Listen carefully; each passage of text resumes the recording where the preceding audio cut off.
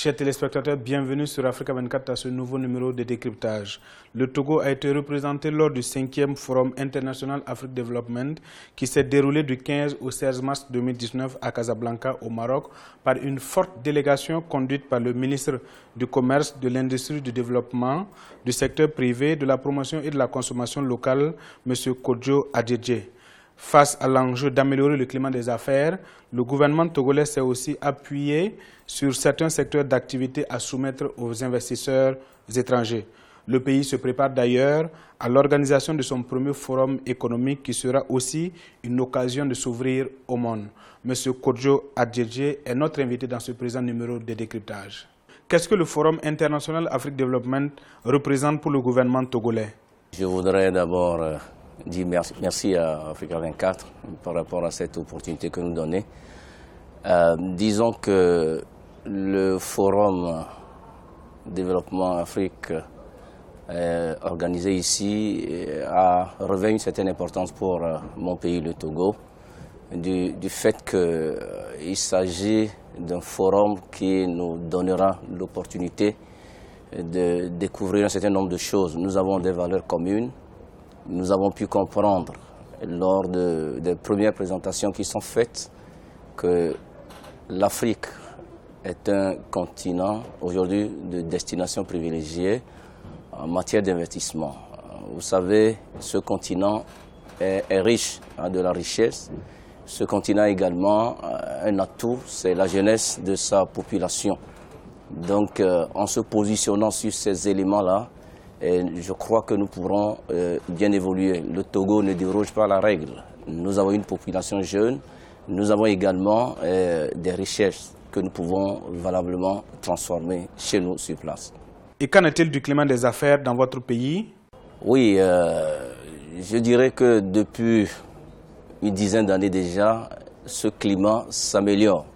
Le Togo, selon le rapport de Doing Business de la Banque mondiale, a progressé en 2018 de 19 places.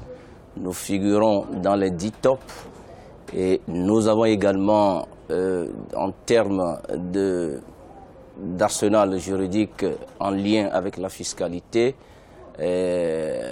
disons une réglementation et une législation fiscale très attractive pour les investisseurs. Quels sont les secteurs d'activité qui intéressent les investisseurs étrangers au Togo? Vous savez, le Togo a adopté le plan national de développement 2018-2022 qui vient d'être promulgué par le chef de l'État lui-même avec 3 axes prioritaires. Le premier axe, c'est de développer donc un hub logistique d'excellence et un centre d'affaires de premier ordre dans notre sous-région. Vous n'êtes pas sans savoir que le Togo, de par sa position stratégique et la stabilité politique qui y règne, aujourd'hui est la porte d'entrée naturelle de notre sous-région qui s'ouvre sur pratiquement 300 millions d'habitants. Donc il y a ce désir de créer ce hub logistique. Le second axe sur lequel on pourra tout naturellement se positionner, c'est l'agro-industrie. Donc, au lieu de continuer à exporter les matières premières de l'Afrique, c'est ce que nous venons de découvrir d'ailleurs ici pour ce forum, l'Afrique peut transformer directement sur place ces matières premières. Donc, nous voulons créer des agropoles, nous voulons également créer des pôles de transformation manufacturière et d'industrie extractive. Le dernier axe sur lequel on peut également se positionner, c'est consolider l'inclusion, le développement social et renforcer le mécanisme d'inclusion. Voilà donc les axes prioritaires sur lesquels on pourra se positionner. Et je voudrais tout simplement rappeler que ce PND a une enveloppe financière très intéressante, 4 622 milliards de francs CFA, à peu près 80 milliards de dollars.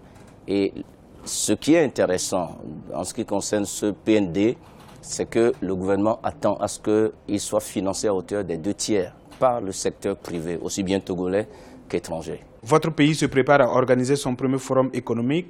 Quels en seront les enjeux? Oui, tout à fait. Je voudrais profiter pour dire que le Togo se prépare à organiser son premier forum économique en collaboration avec la Commission de l'Union européenne les 13 et 14 juin prochains à Lomé, à l'hôtel du 2 février.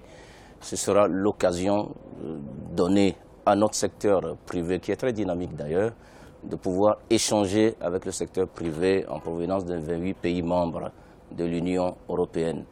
Et les B2B qui sont attendus, il me semble, seront très intéressants, surtout que le secteur privé togolais se prépare à monter une centaine de projets bancables et en recherchant les gérer, peut-être pourquoi pas, lors de ces rendez-vous avec le secteur privé étranger, en provenance bien entendu des 28 pays membres de l'Union européenne. Mais nous attendons également que ceux-là qui ont une certaine expérience en termes d'investissement sur le continent puissent se positionner et être présents à Lomé lors de ce rendez-vous qui doit regrouper un certain nombre d'opérateurs économiques, que ce soit de la diaspora en Europe ou directement en provenance de ces 28 pays membres. Voilà.